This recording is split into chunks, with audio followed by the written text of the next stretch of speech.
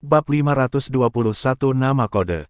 Quinten berbalik perlahan, hanya untuk melihat Jonathan berjalan ke arahnya dari pintu masuk mansion. Kamu adalah Jonathan Goldstein. Quinten telah mendapatkan informasi tentang keluarga Goldstein dari keluarga Osborn sejak awal, di antaranya adalah yang paling rincin dari keluarga Jonathan mengingat statusnya sebagai kepala keluarga Goldstein. Dalam sekejap, Quinten membuang koper yang dia pegang dan berlari masuk. Aku tidak ada hubungannya dengan ini. Keluarga Osborn membuatku melakukan semua itu. Quinten tahu bahwa kemungkinan besar Jonathan telah menghabisi para penjaga keamanan di luar, melihat bahwa Jonathan telah tiba di depannya. Ketika berbicara tentang Jonathan, semakin sedikit orang yang tahu tentang dia, semakin baik, karena mengetahui terlalu banyak tentang pria itu hanya akan menimbulkan rasa tidak berdaya dan ketakutan yang luar biasa. Pada saat itu, Quinten mengerti bahwa dia akan sama saja mati jika jatuh ke dalam cengkeraman Jonathan. "Di mana Sofia?" tanya Jonathan dengan santai sambil mengikuti di belakang Quinten. "Aku benar-benar tidak tahu sama sekali." Quinten terus menghindari Jonathan di kamar. Saat dia berlari, dia meraih benda-benda di atas meja dan melemparkannya ke arah Jonathan dalam upaya untuk mengusir yang terakhir. Dari sudut pandang Jonathan, semua yang dia lakukan tampak seperti permainan anak-anak. Dalam sekejap, Quinten ditekan ke lantai dalam cengkeraman maut oleh Jonathan. Biasanya, Jonathan tidak akan pernah agresif terhadap orang biasa, tetapi dia hampir tidak bisa tenang ketika status Sofia tidak diketahui setelah diculik. "Jonathan, ini semua ulah keluarga Osborn sebagai dalang. Aku hanyalah pion yang menerima perintah dari mereka, jadi mengapa mempersulitku? Jika Anda punya nyali, hadapi Jay secara langsung." Jay Osborn. Jonathan mengernyitkan alisnya saat mendengar nama itu. Saat itu, ketika dia menggali informasi tentang Gunung Grand Forest, dia menemukan bahwa pemilik resor gunung itu adalah Broderick Osborn, dan sekarang dia bertemu seseorang bernama Jay Osborn. "Sepertinya saya harus berurusan dengan keluarga Osborn lagi." Retakan, mengikuti suara keras, Jonathan mengulurkan tangan dan mematahkan lengan Quinten sebelum menggenggam lengan yang patah dan mendorongnya, menyebabkan tulang yang patah di lengan Quinten menonjol keluar dari bawah daging. Sama seperti itu, tulang yang baru saja retak tersingkap di udara di samping fasia hitam. "Ark!" Quinten meratap saat merasakan rasa sakit yang luar biasa menjalar dari lengannya, dan matanya berputar ke belakang saat dia hampir pingsan. Namun, Jonathan diam-diam meletakkan tangan kirinya di belakang kepala Quinten saat itu. Energi spiritual yang sejuk dan murni melonjak ke otak Quinten tanpa henti, bahkan berhasil membuat Quinten terbangun meskipun faktanya dia hampir kehilangan kesadaran beberapa detik yang lalu. Begitu pikirannya yang kacau menjadi jernih, rasa sakit di lengannya meningkat. Namun, energi spiritual mencegahnya pingsan, membuatnya menderita rasa sakit yang lebih buruk daripada kematian yang bergema di tingkat jiwa. "Jonathan, tolong bunuh aku, biarkan aku mati." Meskipun Quinten mencoba melepaskan diri dari cengkeraman Jonathan, dia tidak bisa pergi kemanapun dengan lengannya yang patah dalam genggaman Jonathan. "Ceritakan semua yang kamu tahu, dan aku akan mempersingkat pekerjaanmu," tuntut Jonathan tanpa emosi saat dia melihat Quinten berjuang dengan susah payah. Setelah naik dari dasar batu ke posisi berkuasa yang dipegangnya, Jonathan telah melihat bagiannya dari kejadian selama masa perang. Penyiksaan sebesar itu tidak ada artinya bagi Jonathan. Bagi Jonathan, luka ringan di lengan Quinten tidak akan menggerakkan apapun dalam dirinya. Namun, perbuatan seperti itu terasa seperti neraka bagi Quinten, yang melakukannya. "Aku akan bicara," Quinten berteriak sambil gemetar. "Jay lah yang menyuruhku mengajak Sofia berkencan. Dia kemudian menculiknya dan memerintahkan saya untuk membawakan Anda pesan.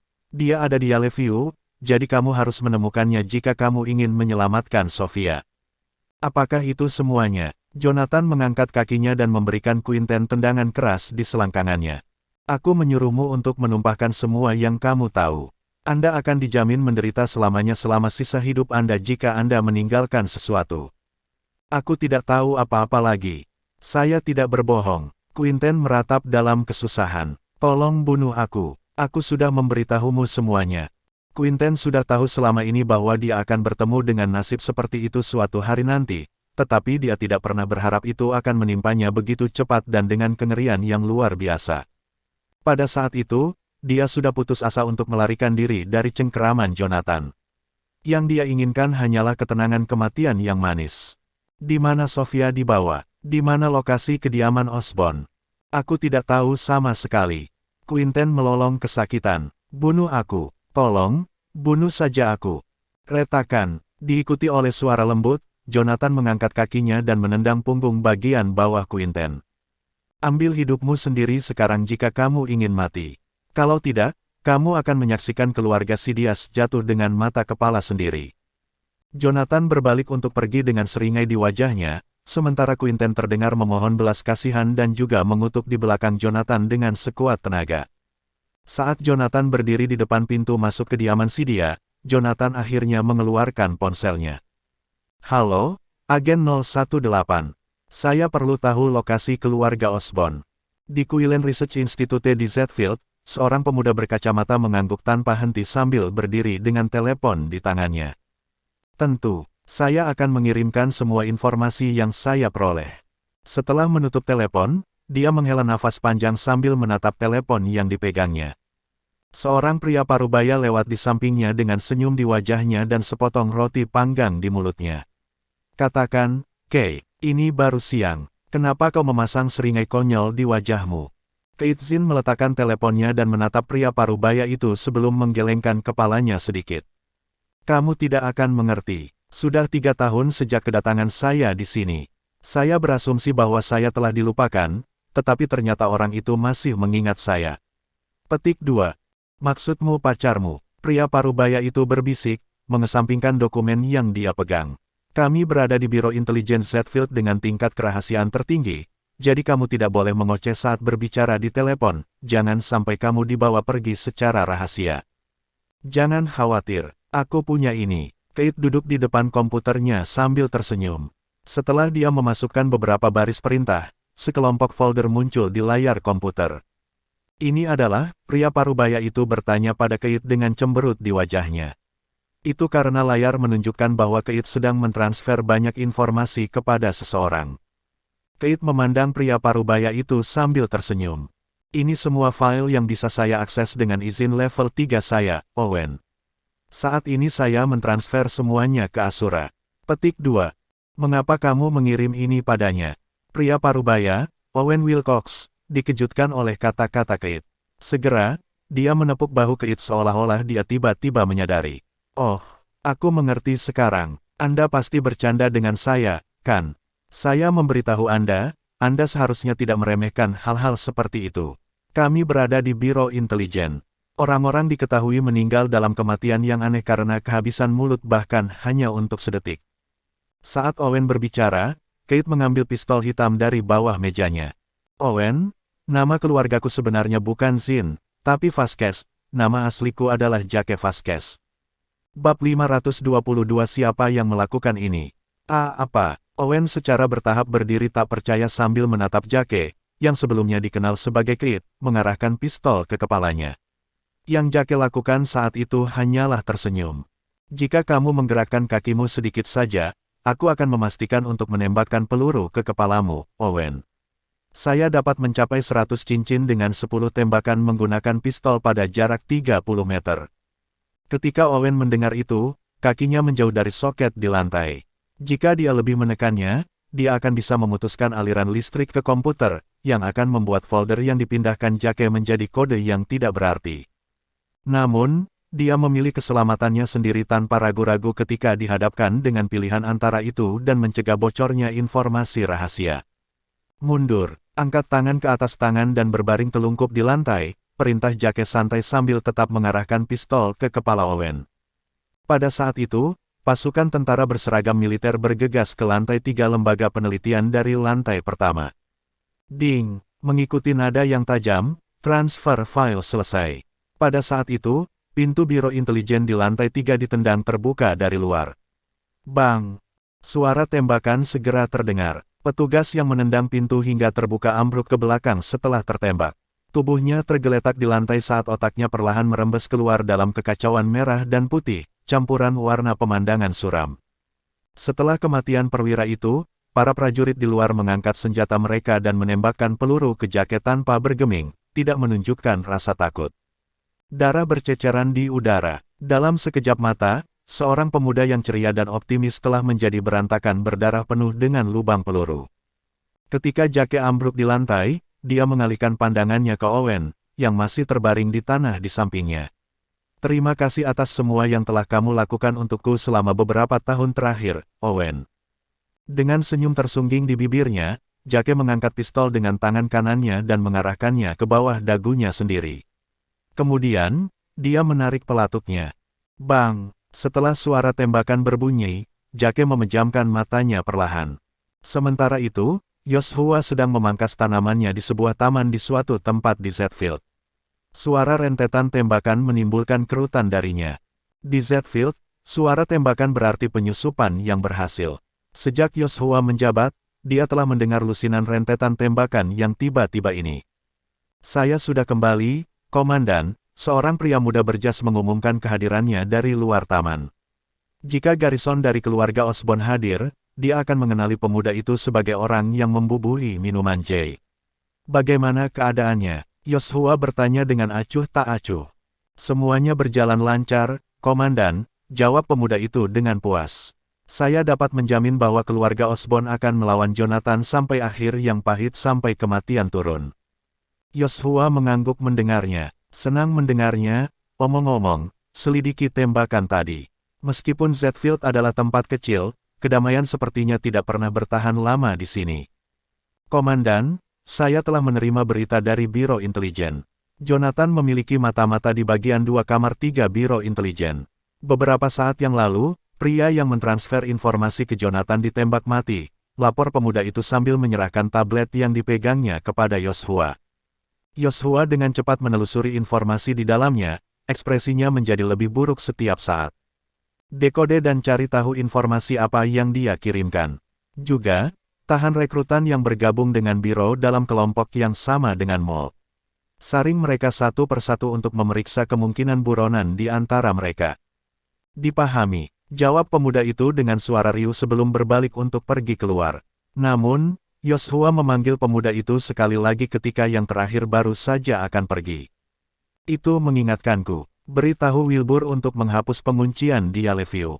Karena keluarga Osborn akan terjerat dalam pertandingan kematian dengan keluarga Goldstein, penguncian tidak diperlukan lagi. Namun, beritahu Wilbur untuk berhati-hati dan jangan biarkan pasukan militer besar memasuki Yellowview.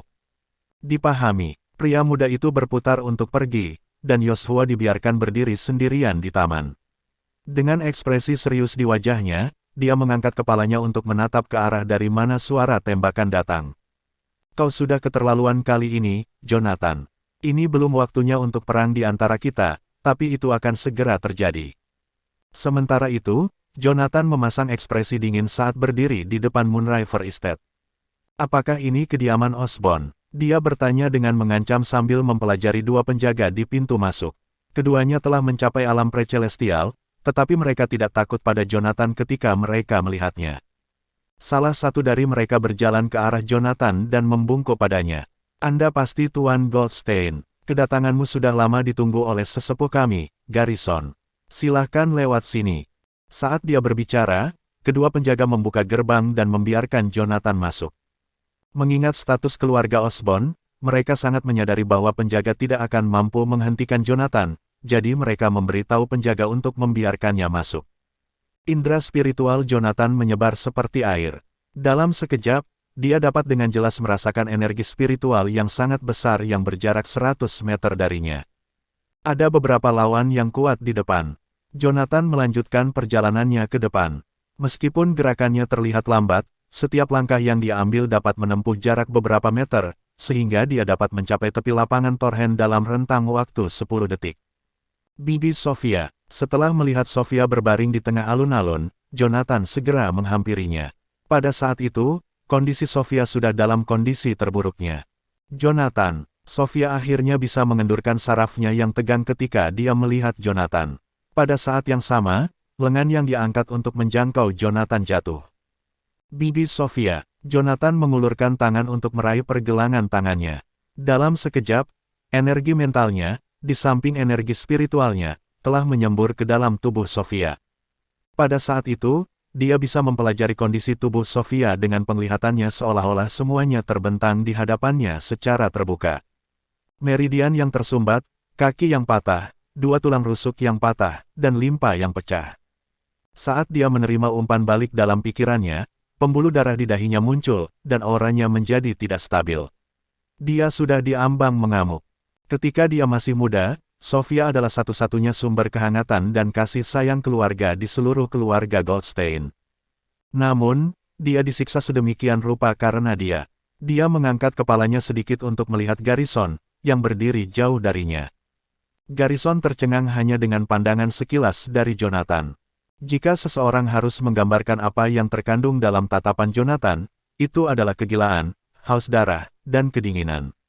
Itu tidak akan berlebihan bahkan jika seseorang menggunakan setiap kata negatif yang tersedia untuk menggambarkan sorot matanya. Keluarga Osborn awalnya berencana untuk memaksa Jonathan agar tunduk dengan menyandera Sofia, tetapi Garrison tidak bisa tidak bertanya-tanya apakah keluarga Osborn telah membuat langkah yang salah. Lagi pula, pesan yang disampaikan sorot mata Jonathan menjadi satu baris, dia akan bertarung sampai salah satu dari mereka mati. Di tengah alun-alun, Jonathan mendaratkan telapak tangannya di tubuh Sofia dengan gerakan yang terburu-buru. Pada saat itu, dia tidak bisa mempedulikan senioritas dan perbedaan gender di antara mereka. Apa yang ingin dia lakukan adalah menyegel meridian Sofia untuk menstabilkan lukanya. Kalau tidak, dia akan kehilangan nyawanya kapan saja. Telapak tangannya mendarat di bawah pusar Sofia, mengirimkan gelombang energi spiritual yang lembut namun besar ke dalam tubuhnya. Setelah berhasil melindungi meridian jantungnya, Jonathan berdiri menghadap Garrison. "Kakek tua, aku punya pertanyaan untukmu. Siapa yang membuat luka ini pada bibiku?" Bab 523 Bagaimana tahan lama. Setelah mendengar itu, Garrison mendekatinya dengan cemberut. "Jonathan, apa gunanya kamu menanyakan ini sekarang? Kami melakukan ini kepada keluarga Goldstein untuk mengingatkan Anda bahwa Anda masih memiliki kelemahan, tidak peduli seberapa kuat Anda. Pasukan Anda tidak masalah ketika Anda menghadapi keluarga terhormat seperti kami. Anda masih gagal melindungi keluarga Anda, bukan? Apakah ini ancaman?" tanya Jonathan dengan dingin, tertawa terbahak-bahak saat dia mempelajari Garrison. Sementara itu, Garrison maju selangkah demi selangkah, auranya melonjak ke tingkat yang luar biasa. Ketika dia tiba di hadapan Jonathan, tingkat kultivasinya telah mencapai fase pemula dari alam dewa, yang setara dengan Jonathan. "Jonathan, ini bukan ancaman tapi kebenarannya," dia menjelaskan kepada Jonathan sambil menyeringai. "Jonathan, kamu terlalu lembut, jadi kamu tidak bisa menjadi pahlawan. Anda peduli dengan keluarga dan teman. Ini persis apa yang terjadi sekarang. Setiap orang dapat dengan mudah mengganggu pikiran Anda. Ini adalah peringatan. Keluarga Osborn tidak pernah berniat untuk melawanmu. Jika tidak, Anda bahkan tidak akan hidup sekarang. Anda tidak memiliki ambisi meskipun memegang kekuatan militer tertinggi. Orang-orang seperti Anda layak diinjak-injak oleh orang lain. Sekarang, saya akan meminta Anda atas nama keluarga Osborn. Maukah Anda tunduk kepada kami, membiarkan diri Anda melayani kami, dan menjadi pengikut keluarga?"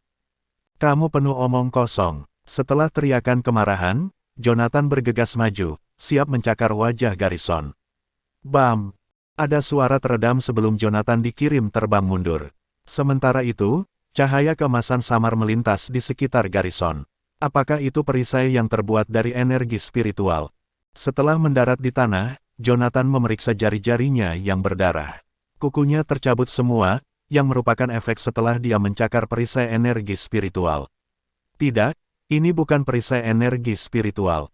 Meskipun pembudidaya yang telah melampaui alam Grandmaster dapat memadatkan energi spiritual mereka di luar tubuh mereka untuk membentuk perisai sementara, itu hanya akan menjadi bentuk pertahanan sederhana. Itu tidak mungkin memiliki kekuatan seperti itu.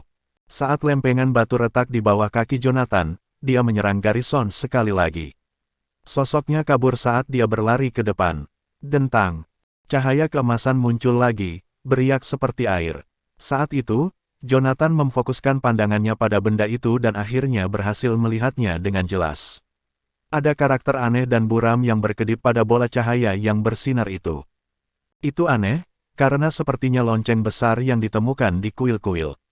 Ini adalah item magis pelindung. Dalam sekejap, Jonathan sudah bisa melihat mengapa Garrison bisa tetap tenang. Meskipun dia belum pernah melihatnya sendiri, Jonathan telah membaca tentang berbagai pil dan item magis di bagian akhir teknik naga suci kuno.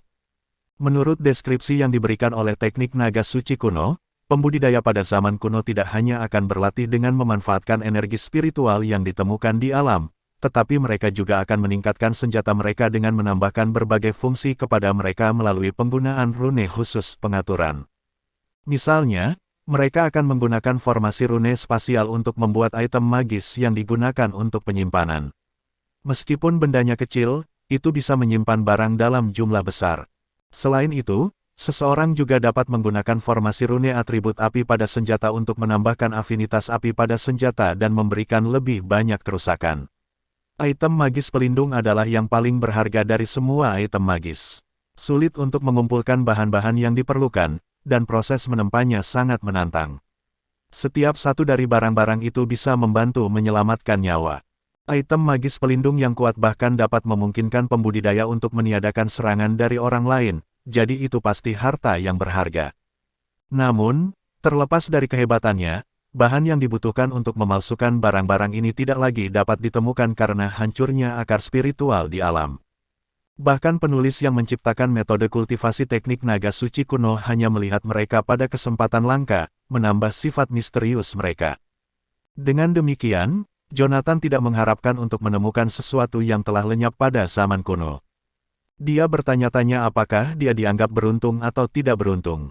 Melihat dua upaya serangan Jonathan yang gagal, Garrison memasang seringai di wajahnya. "Berhenti membuang energimu, Jonathan. Anda tidak mungkin bisa menembus pertahanan saya. Selain itu, dengan ini saya akan memberitahu Anda bahwa item ajaib yang saya gunakan ini hanyalah item tingkat menengah di antara semua yang dimiliki keluarga Osborn. Dikenal sebagai The Untouchables, keluarga Osborn tidak hanya mengumpulkan kekayaan mereka selama berabad-abad. Anda bahkan tidak bisa membayangkan fondasi yang kami miliki. Tunduk pada keluarga Osborn, dan kami akan membantu Anda menjadi penguasa baru Canaya. Tutup mulutmu." Dengan raungan, Jonathan mencapai di depan Garrison dalam sekejap.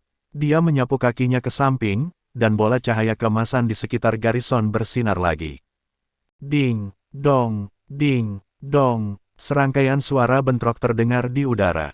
Kedengarannya seolah-olah lonceng yang tak terhitung jumlahnya dibunyikan di Moonriver Estate, loncengnya menyebar jauh dan luas. Bam, mengikuti suara yang teredam, wajah Jonathan ditinju oleh Garrison dan terlempar ke belakang. "Bagaimana kamu berencana melawanku ketika kamu bahkan tidak bisa menyentuhku?" kata Garrison. Mengikuti raungan, sosoknya sudah berada di atas Jonathan ketika dia mengangkat tinjunya untuk menghantam tengkorak Jonathan. Bam! Terdengar suara nyaring saat Jonathan berhasil mencengkram pergelangan tangan Garrison dengan erat sambil masih melayang di udara. "Mati saja!" Saat Jonathan berteriak, dia mengaktifkan medan kekuatan energi spiritualnya, mengkristalkan sejumlah besar energi spiritual di sekitarnya untuk membentuk dinding yang tak terlihat. Saat kakinya menyentuh dinding energi spiritual, dia mengumpulkan lebih banyak kekuatannya. Kemudian, memegang pergelangan tangan Garrison, Jonathan memutar tubuhnya dan menghancurkan Garrison ke tanah seperti orang yang akan menggunakan palu. Ledakan, kerikil berjatuhan di mana-mana. Meski hanya sekali menyerang, ia membuat lubang dengan lebar sekitar 4 hingga 5 meter dan kedalaman 2 hingga 3 meter di tanah. Jonathan terengah-engah sambil berjongkok di tepi lubang. "Jika saya mendapatkannya dengan benar, item magis pelindung Anda hanya berguna jika Anda tetap pasif. Anda harus menghapus item jika Anda ingin menyerang, kan?" Petik 2. Jonathan tertawa terbahak-bahak saat melihat Garrison berjuang untuk bangun di dalam lubang. "Aku benar-benar ingin melihat berapa lama lagi benda ajaib pelindung milikmu ini bisa bertahan." Garrison masih berada di dalam lubang dan mengeluarkan banyak darah dari hidung dan mulutnya. Meskipun item magis pelindungnya telah menyerap sebagian besar kekuatan dari lemparan Jonathan, dampak kuatnya masih membuat Garrison cedera internal yang serius. Ketika Garrison melihat senyum gila Jonathan, yang berjongkok di tanah di atasnya, Garrison berpikir untuk mundur. Jonathan benar. Meskipun item magis pelindung itu kuat, kelemahan fatalnya adalah bahwa perlindungan itu berlaku untuk orang-orang di kedua sisi penghalang pelindung. Segera setelah diaktifkan, tidak hanya orang di luar tidak dapat menjangkau orang di dalam, tetapi orang di dalam penghalang pelindung juga tidak akan dapat menjangkau orang lain. Sebelum Jonathan menyadari itu, Garrison mampu menyerang dengan memanipulasi item sihir sesuka hati. Namun, sekarang setelah triknya terungkap, kekuatan item magis itu sangat berkurang dan telah kehilangan ancamannya terhadap seseorang sekaliber Jonathan. Karena Garrison sudah memutuskan untuk mundur, dia tidak ragu untuk melompat menjauh dalam upaya untuk melarikan diri. Namun, saat dia melompat, sebuah jejak kaki turun dari atas, mendorong dia dan pelindung benda ajaib itu kembali ke dalam lubang. "Apa yang kamu inginkan, Jonathan?" tanya Garrison dengan ekspresi serius di wajahnya. Dia memandang Jonathan, yang mendarat di tepi lubang. Jonathan tersenyum. "Seperti yang saya katakan, saya ingin tahu seberapa tahan lama item ajaib Anda." Bab 524 Replikasi Sempurna. "Beraninya kau, Jonathan Goldstein." Garrison menembak berdiri. Energi spiritual dalam dirinya mulai melonjak liar. Jika seseorang adalah petarung sejati, mereka akan dapat menilai jarak antara mereka dan lawan mereka dengan mudah dengan menguji air sebentar saat terlibat dalam pertempuran. Setelah melawan Jonathan sebelumnya, Garrison tahu bahwa pria itu bukan dari alam Grandmaster. Seperti dia, pria itu juga dari alam dewa. Selain itu, Jonathan tidak berada di fase pemula alam dewa. Bagaimanapun, kemampuan yang ditunjukkan Jonathan sebelumnya jauh di atas Garrison. Dia ahli di fase lanjutan dari alam dewa. Bagaimana ini bisa terjadi? Pada pemikiran itu, Garrison mengangkat kepalanya dan menatap Jonathan. Rasa gentar tak terhindarkan membanjiri dirinya saat indera spiritualnya menyebar. Meskipun keluarga Osborn telah mengumpulkan para tetua selama lebih dari 1 milenium, mereka hanya memiliki beberapa tetua dari alam dewa, dengan total kurang dari 10. Selain itu, yang termuda di antara mereka hanya menerobos alam dewa pada usia 55 tahun.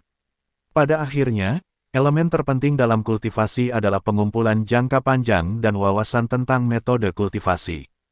Namun, Jonathan telah menginjakkan kaki ke alam dewa ketika dia belum berusia 30 tahun. Dia mungkin setara dengan keajaiban dari keluarga Gomez itu. Lalu, ada Wilbur Santos, Panglima Angkatan Darat Yaleview. Menurut laporan, dia mungkin telah menembus alam dewa.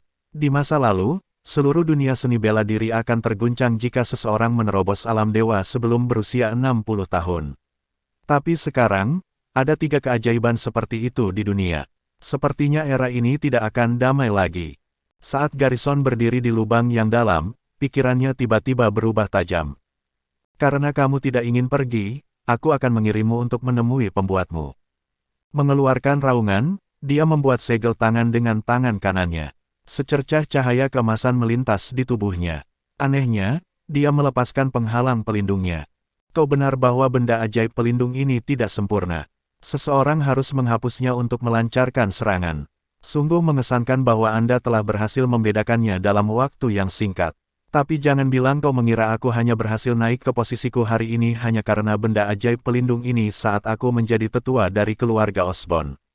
Ini tidak sesederhana itu." Segel raja yang tak tergoyahkan. Bertemu. Mengikuti teriakan itu, Garrison menggenggam tangannya di depan dadanya dengan jari-jarinya saling bertautan. Dalam sekejap mata, segel tangan yang aneh terbentuk. Pada saat yang sama, energi spiritual dalam dirinya melonjak liar.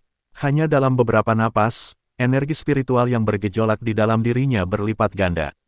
Garrison melesat ke fase lanjutan dari alam dewa. Apakah ini metode rahasia untuk memeras potensi seseorang? Saat melihat pembuluh darah muncul di dahi Garrison, mata Jonathan dipenuhi dengan kegembiraan. "Kamu akhirnya bersedia mengungkapkan beberapa kemampuan, ya, kakek tua." Sejak Jonathan mendirikan kantor Asura, tidak ada pergolakan militer di Canaya.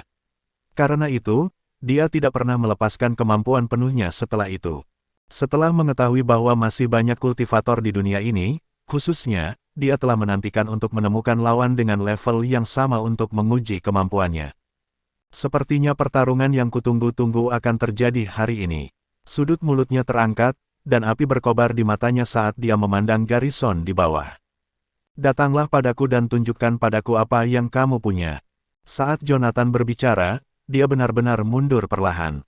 Dia pergi jauh dan menunggu diam-diam. "Kamu mencari kematian." Ekspresi Garrison dingin, tangannya terkunci dalam segel tangan.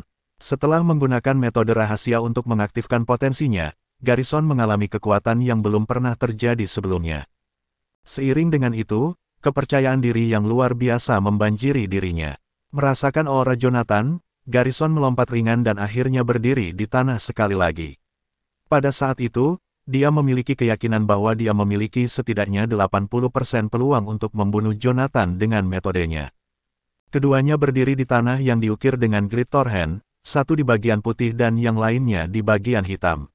Pada saat itu, Jonathan sudah memindahkan Sofia ke samping dengan energi spiritual.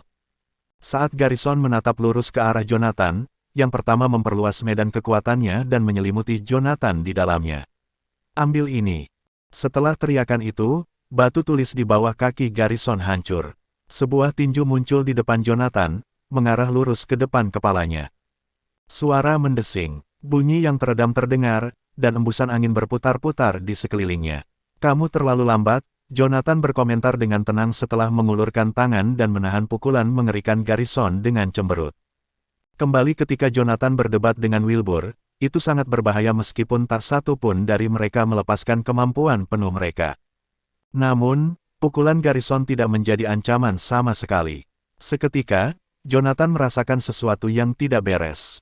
Benar saja, saat Jonathan mengucapkan ucapan itu, sebuah seringai muncul di bibir Garrison, yang tinjunya dipegang oleh mantan tangannya di telapak tangannya. Merusak. Dengan gonggongan dari Garrison, Jonathan merasakan ledakan energi spiritual yang dahsyat mengalir ke meridian lengannya dari telapak tangannya. Rasa sakit yang luar biasa menyerangnya, dan dia segera terbang mundur. Di meridian lengannya, teknik naga suci kuno secara otomatis diaktifkan. Semburan energi spiritual murni yang tak terhitung jumlahnya mengalir ke meridian tangan kanannya, membungkus energi spiritual yang tidak stabil dan mengarahkan semua energi spiritual kembali ke medan energinya. Inti emasnya bersinar. Dalam sekejap, semua energi spiritual yang tidak stabil dimurnikan. Energi spiritual pukulan. Saya telah mempelajarinya. Jonathan menyeringai sebelum sosoknya menghilang dalam sekejap. Bagaimana ini mungkin? Seru Garrison. Di dalam medan kekuatannya, gerakan Jonathan terpatri jelas di benaknya. Jonathan bergerak di lintasan yang sama dan meniru tindakan Garrison. Sebuah tinju muncul di depan Garrison, langsung menuju ke depan kepalanya. Sayangnya, itu tidak berguna baginya meskipun bisa melihat semuanya. Di medan gaya, semua informasi disampaikan hampir bersamaan. Pada akhirnya, merasakannya dan mampu menghindarinya adalah dua hal yang berbeda. Menghadapi pukulan yang mirip dengan apa yang dia lepaskan sebelumnya, satu-satunya hal yang bisa dilakukan Garrison adalah mengulurkan tangannya dan memblokirnya seperti yang dilakukan Jonathan. Bang! Sebuah ledakan teredam terdengar, dan semburan darah melengkung di udara. Garrison terlempar puluhan meter ke belakang, hanya berhenti setelah menabrak tembok rendah di sekitar taman. Di alun-alun, kabut darah menggantung di udara di depan Jonathan. Saat penghalang pelindung energi spiritual menyebar, kabut darah berserakan di atas angin. Dengan sedikit lompatan, Jonathan melintasi puluhan meter untuk berdiri di depan Garrison. Kamu Garrison, ya, jika Anda memiliki teknik pamungkas, sebaiknya Anda menggunakannya sekarang. Kalau tidak, kamu tidak akan punya kesempatan untuk melakukannya lagi, Jonathan menasihati dengan lembut, menatap pria yang dadanya berlumuran darah. Ketika Garrison melihat Jonathan lagi saat itu, sorot matanya seolah-olah dia sedang melihat monster. Dia meniru seranganku. Sebenarnya, Garrison telah menyadari bahwa serangan pria itu sangat sederhana meskipun tingkat kultivasinya tinggi. Seolah-olah dia dipenuhi dengan energi, tetapi dia belum belajar menggunakannya. Dan sekarang, itu memang terbukti. Satu-satunya kekurangan Jonathan saat itu adalah teknik yang sesuai. Meskipun teknik naga suci kuno sangat kuat, itu hanyalah metode kultivasi dasar yang mendalam di penghujung hari. Metode kultivasi dasar bekerja secara internal. Itu bisa meningkatkan tingkat kultivasi seorang kultivator terus-menerus dengan mendirikan sebuah yayasan. Teknik, di sisi lain, bersifat eksternal. Dengan tingkat kultivasi sebagai dasarnya, seorang kultivator bisa datang dengan berbagai teknik serangan dan pertahanan. Itulah tepatnya mengapa Jonathan menahan diri dan menguji air ketika dia bertarung dengan seorang kultivator, baik itu Philip dari keluarga Gomez sebelumnya atau Garrison saat itu, meskipun dia bisa mengalahkan mereka dengan mudah. Itu untuk mempelajari bagaimana mereka memanfaatkan tingkat kultivasi mereka. Keputusasaan membanjiri Garrison saat dia menatap lengan kanannya, yang berlumuran darah dan daging. Itu adalah hasil dari pukulan energi spiritual yang baru saja dipelajari Jonathan darinya. Sementara hit energi spiritual terdengar sederhana, sangat sulit untuk mengolahnya. Kembali ketika Garrison mempelajarinya sendiri, dia membutuhkan 1 tahun penuh percobaan dan kesalahan untuk memiliki pemahaman dasar tentangnya. Saat itu, bagaimanapun, Jonathan berhasil menirunya dengan sempurna hanya setelah sekali melihat. Apakah dia nyata? Bab 525 Pak Tua meledak. Kamu yang meminta, mendukung dirinya sendiri ke dinding bata yang telah retak dan runtuh, Garrison perlahan bangkit. Meskipun saya tahu bahwa tingkat kultivasi Anda tinggi dan Anda adalah bakat yang langka, tampaknya keluarga Osborn telah meremehkan Anda, Jonathan. Karena Anda menolak untuk tunduk, izinkan saya menghilangkan hambatan ini untuk keluarga. Petik 2. Sambil mengatakan itu, Garrison mengangkat tangan kirinya dan menekan jari-jarinya ke lengan kanannya dengan keras. Kilatan energi spiritual murni melintas di mata Jonathan. Garrison tidak mengaktifkan medan kekuatannya kali ini. Berkat peningkatan energi spiritual di bawah permukaan kulitnya menjadi terlihat jelas. 3 Meridian Energizer. Saat Jonathan mencatat posisi jari Garrison, bibirnya melengkung membentuk senyuman. Kelima titik akupuntur itu mengatur sirkulasi darah di meridian lengan. Dengan kata lain, Garrison menyegel 5 titik akupuntur. Tidak hanya dia berhasil menghentikan aliran darah, tetapi yang lebih penting, dia juga memblokir indera lengannya. Kamu ingin keluar semua? Jonathan bertanya dengan tenang. Tidak, saya tidak akan habis-habisan. Sebaliknya, aku akan membunuhmu. Garrison menyatakan, terkekeh maniak. Giginya yang ternoda merah darah tampak sangat mengerikan. Karena kamu menolak untuk melepaskanku, kamu hanya bisa mati di sini. Dengan teriakan dari Garrison, lonceng berwarna perunggu muncul di tangan kirinya. Ketika Jonathan merasakan aura yang tidak menyenangkan di Bell, jantungnya berdegup kencang. Tampaknya secara refleks, dia mengaktifkan medan kekuatannya dan mundur. Kamu ingin melarikan diri sekarang. Sudah terlambat. Garnison menyerang setelahnya. Dia menembakkan jari telunjuk kanannya, mengetuknya ke Bell di tangan kirinya. Ding! Itu adalah dorongan ringan, tetapi cincin yang bergema membelah udara. Darah langsung menyembur keluar dari jari Garrison yang menjentikkan Bell, tapi itu hanya menyebar 1 inci sebelum Bell menyerapnya. Berdiri di depannya, Jonathan membuka medan kekuatannya lebar-lebar, menyegel seluruh tubuhnya di dalam. Meski begitu, itu tidak bisa menahan riak tak terlihat yang langsung menuju medan energinya. Kematian dan kekosongan menyelimuti udara. Dimanapun bel berbunyi, energi spiritual seseorang akan mengalami gelombang kejut sementara indera spiritual mereka menyebar. Mati. Garrison meraung keras saat melihat bahwa medan gaya Jonathan tidak stabil. Dalam sekejap, dia melesat ke yang terakhir. Bertemu. Dengan gonggongan dari Jonathan, medan kekuatannya yang tersisa segera membentuk perisai di depannya. Menghancurkan. Saat Garrison menghantam penghalang pelindung energi spiritual, Jonathan menahan kejang energi spiritual di dalam pikirannya dan menjentikkan tangan kanannya tanpa terlihat. Seketika, lebih dari selusin batu besar muncul di belakang yang pertama. Terbang ke depan begitu cepat sehingga mereka menjadi bayangan, mereka menembak tepat di belakang kepala Garrison. Itu tidak akan berhasil. Sinar cahaya keemasan muncul di sekitar Garrison tanpa henti. Ketika batu-batu besar itu berjarak 1 inci, mereka berubah menjadi debu dan berserakan. Aku menggunakan daging dan darahku sendiri untuk pertukaran, jadi kamu pasti mati hari ini. Ding! Garrison mengetuk Bell lagi. Jari tengahnya meledak. Sekali lagi, darah diserap oleh Bell di tangan kirinya. Tameng! Teknik naga suci kuno berputar dengan kecepatan melengkung di dalam tubuh Jonathan. Sinar energi emas berkilauan, dan energi spiritual melonjak dalam dirinya tanpa henti. Pada saat itu, Jonathan merasa seolah-olah darahnya akan mendidih. Di hadapan Bell, indera spiritualnya hanya tersebar sebentar sebelum berkumpul lagi. Mati! Mengikuti teriakannya, Jonathan bergegas ke kanan Garrison dengan kecepatan sedemikian rupa sehingga dia berubah menjadi bayangan. Bagaimana ini mungkin? Kejutan membanjiri Garrison ketika dia melihat bahwa Jonathan tampaknya tidak terpengaruh sedikitpun. Api! Dengan raungan, Garrison mengulurkan tangannya dan membunyikan bel. Memotong. Sosok Jonathan berkedip. Dia melambaikan tangan kanannya, di mana energi spiritual murni membentuk pedang tak terlihat di tangan kanannya. Satu serangan darinya memutuskan lengan kanan Garrison.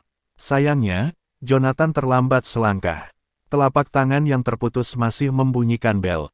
Ding! Mengikuti cincin cahaya itu, bel menjadi kabur dan melebar hingga diameternya melebihi 3 meter. Sementara itu, Jonathan terlempar ke belakang begitu bel berbunyi, jatuh ke danau buatan yang berjarak puluhan meter. Meridiannya terputus, dan kulitnya dikuliti menjadi berantakan berlumuran darah. Setelah jatuh ke danau, dia berdarah dari semua lubang. Kesadarannya hampir memudar sepenuhnya. Pada akhirnya, saya masih melebih-lebihkan diri saya sendiri.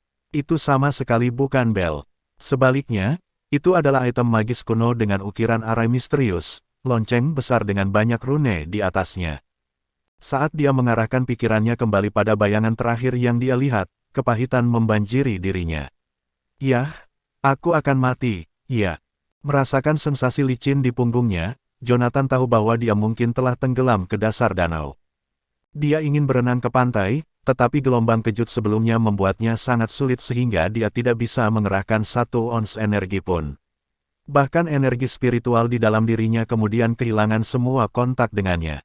Satu-satunya hal yang bisa dia rasakan adalah energi spiritual di medan energinya dengan cepat menghilang ke dalam tubuhnya. Tepat ketika Jonathan sudah pasrah dengan nasibnya, sesosok tubuh terjun ke danau. Detik berikutnya, dia merasakan seseorang memegang kerahnya, dan dia dengan cepat mulai naik ke permukaan. Fiuh! Saat dia memecahkan permukaan air, dia menghirup udara segar. Pada tingkat kultivasinya, akan sangat mudah baginya untuk tetap berada di dalam air selama beberapa jam selama dia menahan napas. Namun, dia tidak bisa menggunakan energi spiritual sama sekali karena hentakan lonceng besar yang aneh itu. Jika dia tidak memecahkan permukaan air, hanya ada satu akhir yang menunggunya, tenggelam sampai mati. Belum pernah ada saat ketika dia menemukan udara begitu manis. Dia menoleh ke orang yang memeganginya, hanya untuk melihat bahwa itu adalah Andy. Goldstein, menggunakan kedua tangan dan kakinya, Andy menyeret Jonathan ke pantai. Apakah kamu baik-baik saja? Teriaknya cemas saat melihat anggota badan Jonathan benar-benar lemas. Yah, aku belum mati. Jonathan menjawab sambil terengah-engah. Pada saat itu, dia sudah tampak lumpuh dari kepala ke bawah.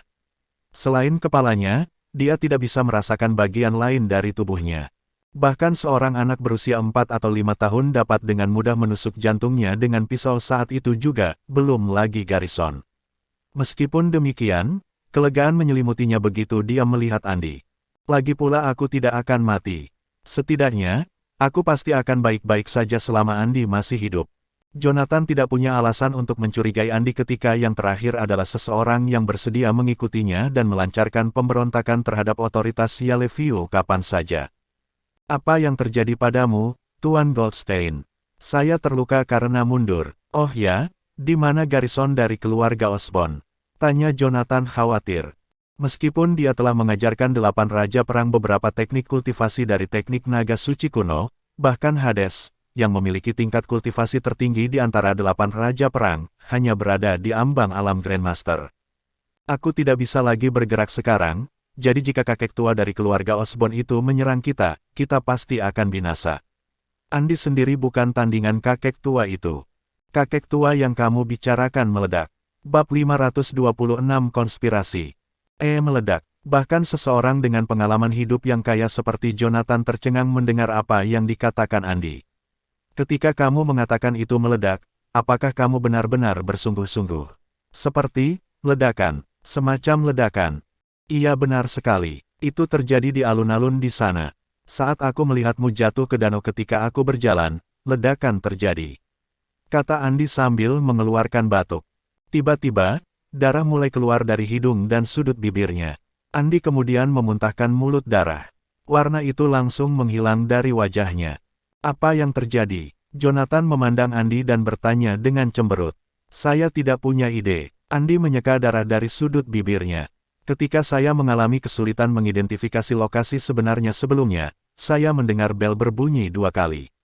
Setelah merasakan fluktuasi energi spiritual, saya bergegas ke sini. Saat berdiri di dekat pintu, aku mendengar bel berbunyi lagi. Darah saya mulai mengalir melalui pembuluh darah saya, dan begitulah cara saya batuk darah. Itu pasti suara dering dari Bell. Senjata apa itu? Bagaimana itu bisa begitu kuat? Sementara Jonathan masih berpikir keras, jari-jarinya mulai menggigil. Hanya dalam hitungan detik, dia merasakan sakit yang menyiksa di sekujur tubuhnya seolah-olah sepasukan semut sedang menggigiti dagingnya. Ark, rasa sakit yang tiba-tiba itu begitu kuat sehingga dia tidak bisa menahan diri untuk tidak mengeluarkan gerutuan yang dalam. Saat Jonathan berangsur-angsur pulih dari rasa sakitnya, dia merasa sangat lelah dan kehilangan. Dia perlahan mengangkat tangannya dan dengan lembut mengetuk rahang bawahnya. Setelah tindakannya, rasa sakit di tubuhnya hilang segera. Tindakan Jonathan tidak berbeda dengan bagaimana Garrison mengunci meridian di lengan kanannya sebelumnya. Mengunci meridian mungkin untuk sementara meredakan rasa sakitnya, tetapi itu juga akan memutuskan hubungan antara reseptor di sistem saraf dan otaknya. Dengan kata lain, Jonathan tidak akan tahu apakah dia menderita luka dalam. Setelah rasa sakitnya mereda, dia masih bisa merasakan sensasi kesemutan di tubuhnya, tetapi karena itu tertahankan, dia tidak terlalu memperhatikannya. Setelah membantu Andy berdiri, Jonathan berbalik dan berjalan menuju Torrhen Square. Dia berkata kepada Andy, ceritakan semua yang terjadi setelah aku pergi. Jonathan meraih pergelangan tangan Andy dan mengaktifkan energi spiritualnya yang terbatas untuk memeriksa tubuh Andy. Andy memikirkannya dan menjawab, baiklah. Dalam waktu kurang dari 2 jam setelah Anda pergi, tentara Yaleviu mencabut larangan di Yaleviu tetapi menghentikan pasukan untuk masuk. Itulah mengapa saya harus berganti pakaian santai dan memasuki kota sebagai warga negara. Saya berhasil menemukan jalan saya di sini berdasarkan informasi yang diberikan oleh Wilbur. Petik 2. Itu saja. Jonathan melepaskan pergelangan tangan Andy dan berkata, saya merasakan gelombang kejut di medan energi Anda, dan meridian Anda rusak ringan, jadi hindari menggunakan energi spiritual Anda selama sebulan. Anda masih bisa mengolah 3 rotasi sehari, tetapi tidak lebih dari itu. Anda harus pulih setelah beberapa waktu. Sementara Jonathan menjelaskan, dia merasakan semburan darah berdenyut di tenggorokannya. Dia membeku sejenak dan mengerutkan alisnya sebelum menelan cairan yang bersarang di tenggorokannya. Goldstein, kamu. Andy sepertinya menyadari ada yang tidak beres dengan Jonathan, tapi sebelum dia sempat bertanya, Jonathan menggelengkan kepalanya. Saya baik-baik saja. Saya baru saja menghabiskan terlalu banyak energi sekarang. Petik 2. Namun, Jonathan sadar bahwa dia menderita luka dalam yang parah selama pertempuran. Inti emas yang dia kembangkan menjadi kusam setelah dia menggunakannya untuk memulihkan tubuhnya dan melindungi meridiannya. Saat itu, bahkan medan energinya berantakan. Jonathan menyimpulkan bahwa bidang eliksirnya mendekati ambang batas yang sangat berbahaya ketika bel berbunyi untuk terakhir kalinya.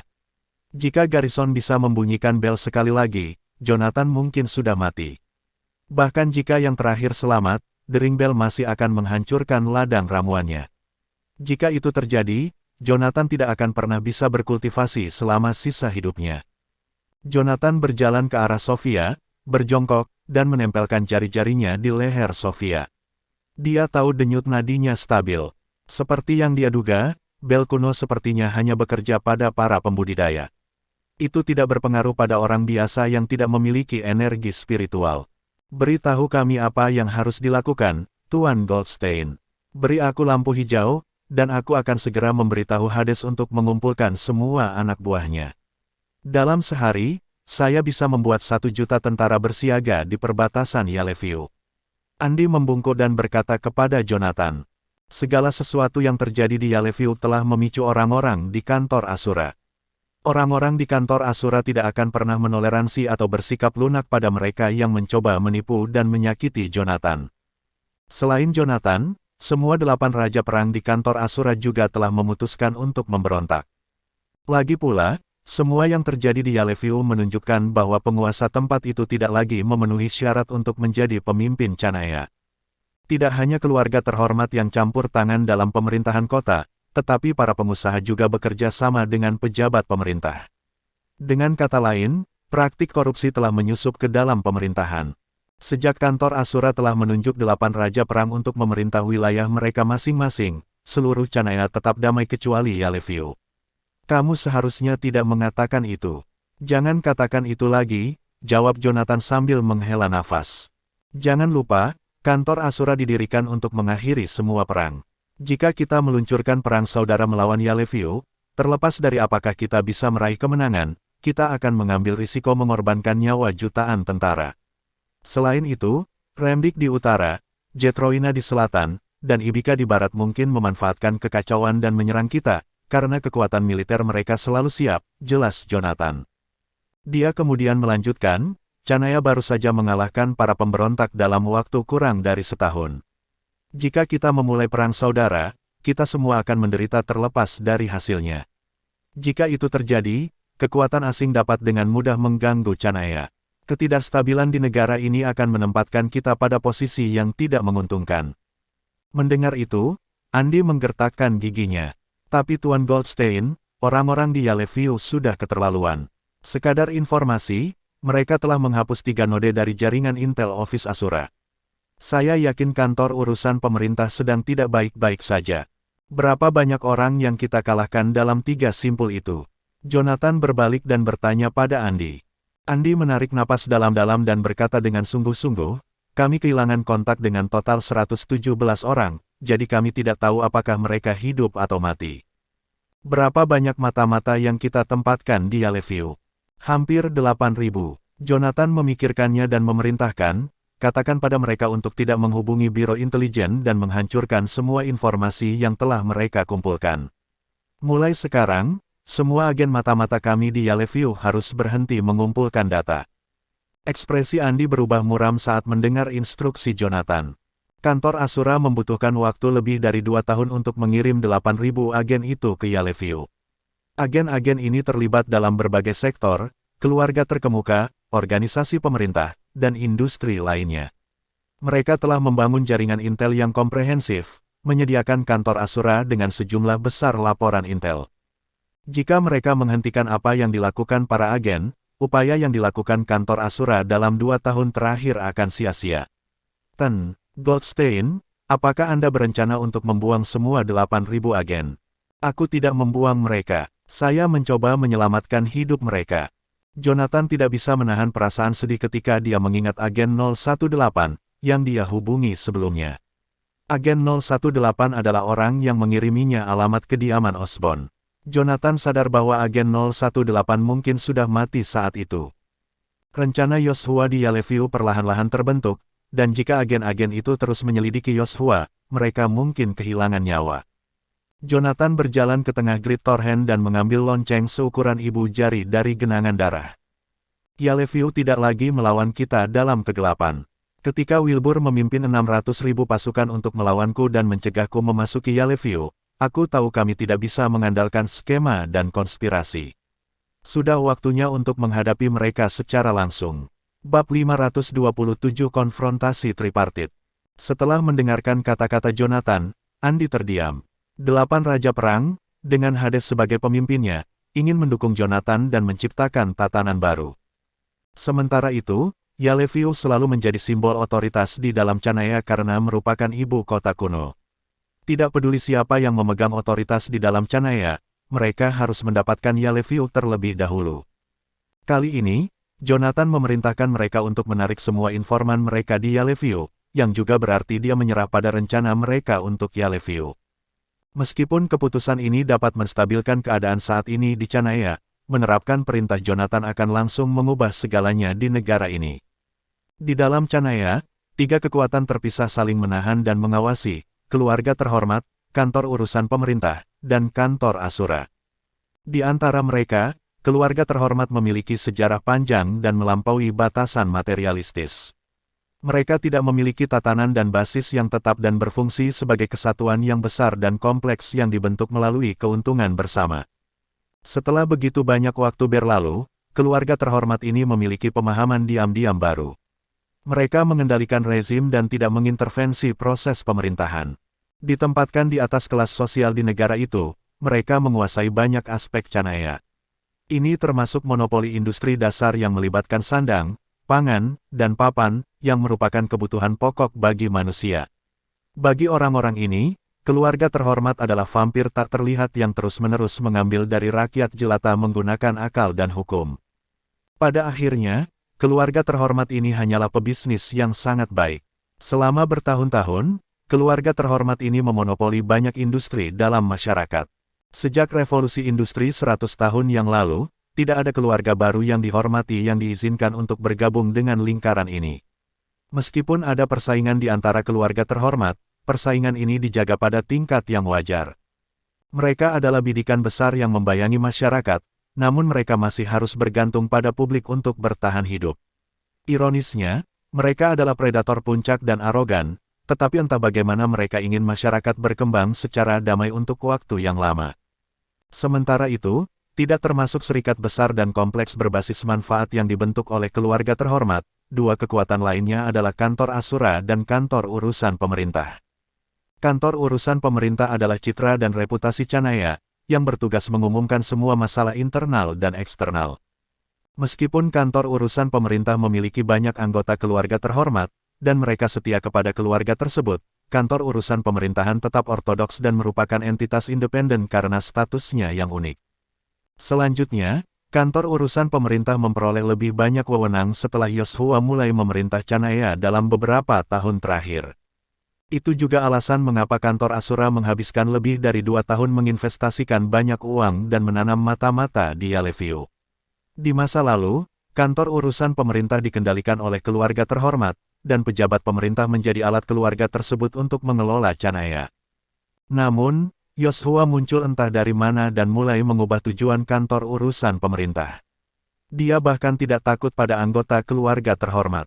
Seseorang seperti itu bukanlah orang bodoh.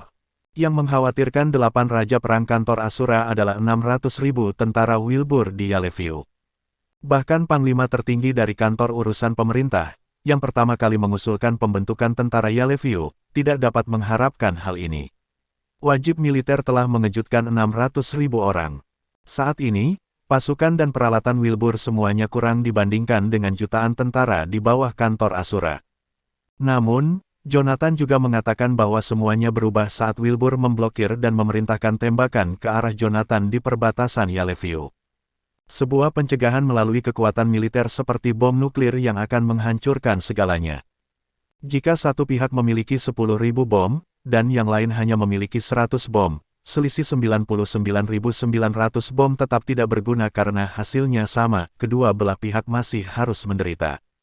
Keputusan untuk memanggil kembali mata-mata ini tampak seolah-olah Jonathan berkompromi untuk menghindari konfrontasi dengan Yaleview. Namun, sebenarnya ini hanyalah awal dari oposisi. Di masa lalu, kantor Asura harus waspada terhadap citra Yaleview meskipun kekuatannya. Bahkan jika mereka mematuhi perintah militer tetapi tidak mematuhi panggilan, mereka satu tingkat lebih rendah dari status kantor urusan pemerintah Yaleview di permukaan. Namun, keduanya tidak lagi dalam hubungan atasan-bawahan sejak saat itu. Sambil menatap Jonathan, Andi mengerti bahwa itu akan menjadi perang saat mereka kembali ke Yaleview setelah pergi sekarang. Mundurnya Jonathan adalah untuk menekan konflik saat ini untuk sementara. Namun, masalah ini seperti mata air. Semakin keras gaya kompresi, semakin kuat akan rebound. Perang akan segera tiba. Goldstein, kami memiliki beberapa informan dangkal di Yaleview selain mata-mata yang kami tanam. Bagaimana kita harus menghadapi mereka? Andi bertanya perlahan setelah menarik napas dalam-dalam. Informan dangkal, apa sebenarnya yang diatur Hades di Yaleview? Jonathan mengerutkan kening dan menatap Andi. Andi mengingat kembali ingatannya dan menjawab, Tuan Goldstein, Yaleview adalah wilayah kantor urusan pemerintah dan dilindungi oleh tentara Yaleview. 2 tahun lalu, ketika kantor Asura didirikan, Hades bertanggung jawab untuk membangun biro intelijen. Hal pertama yang dia lakukan adalah mengirim banyak orang ke Yaleview. Mereka dibagi menjadi 2 kelompok. Ada mata-mata yang bertugas mengumpulkan informasi kunci, pembunuhan, dan semacamnya, dan informan dangkal yang mengumpulkan informasi tingkat rendah. Meskipun informan dangkal diminta untuk menyembunyikan identitas mereka juga, tingkat perlindungan informasi identitas mereka hanya kelas B. Dengan kata lain, mereka adalah umpan. Ketika Jonathan mendengar kata umpan, ekspresinya berubah serius. Itu sederhana. Orang-orang ini hanya ada sebagai tabir asap untuk menutupi mata-mata sehingga yang terakhir bisa bekerja lebih baik. Tingkat perlindungan personel dibagi menjadi 5 kelas, S, A, B, C, dan D. Personil di kelas B diharuskan menyembunyikan identitas mereka tetapi tidak memiliki pemahaman yang mendalam tentang organisasi mereka. Mereka juga tidak memiliki kontak langsung dengan organisasi. Personil seperti ini bisa dengan mudah diketahui jika partai oposisi mengerahkan segala upayanya untuk mengusutnya. Berapa banyak umpan seperti ini yang dikirim? Berapa banyak yang dikorbankan? Jonathan bertanya dengan suara rendah. Andy menjawab, total ada 30.000 orang. Kematian terakumulasi menjadi sekitar 4.500. Tuan Goldstein, kami hanya bisa mengadopsi metode ini 2 tahun lalu sejak kantor Asura baru didirikan, dan kami tidak memiliki yayasan di Yellowview. Kamu tidak perlu menjelaskan. Saya mengerti. Jonathan membuka mulutnya dan menyela Andy. Berikan pesanannya. Tangani informan dangkal ini seolah-olah mereka telah diekspos. Setiap orang harus melapor ke Yellegard Legion. Anda akan bertanggung jawab untuk menerima mereka. Hah, saya harus menerima semua 20.000 orang. Begitu Andy mendengar perintah Jonathan, dia sedikit bingung. Bukan untukmu. Daftarkan mereka dalam catatan dan kemudian bagi menjadi 8 kelompok untuk 8 raja perang untuk memimpin ke wilayah Anda masing-masing. Jonathan menghela napas. Kirim mereka yang bersedia untuk terus melayani ke Departemen Pemadam Kebakaran. Bagi yang ingin pensiun, bayarnya 2 kali lipat dari uang pensiun. Andy tampaknya telah memahami sesuatu dari kata-kata Jonathan dan memiliki ekspresi sedih di matanya. Goldstein, mereka adalah orang-orang yang dipilih dengan cermat. Jonathan menyunggingkan senyum pada Andy. Saya tidak meragukan keunggulan dan kesetiaan mereka, tetapi 20.000 orang ini telah tinggal di Yellowview selama 2 tahun. Pasti ada beberapa yang telah disuap.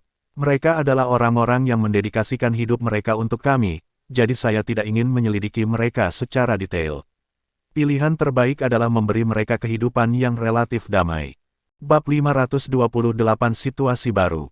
Jonathan dan Andy tetap diam di Moonriver Estate. Sebagai salah satu dari 8 raja, Andy telah bertempur di medan perang selama lebih dari 1 dekade. Jonathan menjadi terkenal 3 tahun lalu dan telah menekan banyak tentara pemberontakan sejak itu. Meski begitu, pertempuran yang telah dilakukan Andy sebelumnya jauh lebih menakutkan. Tanpa metode langsung Jonathan, mereka harus menggunakan segala macam strategi lain, seperti pemenggalan kepala, kontra-intelijen, membagi dan menaklukkan, menyiksa, dan sebagainya. Ketika datang ke perang, ketakutan terburuk warga biasa mungkin adalah kematian. Namun, bagi seorang prajurit, ketakutan yang dibawa oleh kematian tidak seberapa dibandingkan dengan siksaan mental yang mungkin dialami seseorang. Tugas yang paling menyiksa dari semuanya adalah menyusup ke pasukan lawan sebagai mata-mata. Seseorang yang diberi pekerjaan seperti itu akan hidup di ambang kematian setiap hari, karena hanya dengan menyelipkan lidah dapat dengan mudah menyebabkan kematiannya. Namun, hal terburuk yang bisa terjadi bukanlah selama misi itu sendiri, saat tentara akan kembali ke tim mereka setelah menyelesaikan tugas mereka. Semua tepuk tangan dan bunga yang mereka terima saat kembali hanyalah sementara, karena mereka kemudian akan menjalani pemeriksaan dan pemeriksaan yang tak terhitung jumlahnya selama bertahun-tahun yang akan datang. Mereka tidak hanya harus tetap waspada setiap saat-saat berada di dalam markas musuh mereka, tetapi mereka juga akan berakhir di bawah pengawasan sekutu mereka sendiri setiap hari setelah kembali. Tentara juga secara bertahap akan meminggirkan mereka dengan alasan liburan, karena takut mereka telah dibeli oleh musuh-musuh mereka.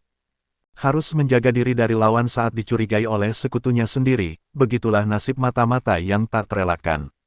Kelemahan sesaat dapat membuat banyak informan yang luar biasa berputar ke dalam lingkaran keraguan diri yang tak ada habisnya. Bahkan, daripada mati di tangan musuh mereka sering menarik pelatuk pada diri mereka sendiri karena ditanyai oleh rekan satu tim mereka sendiri.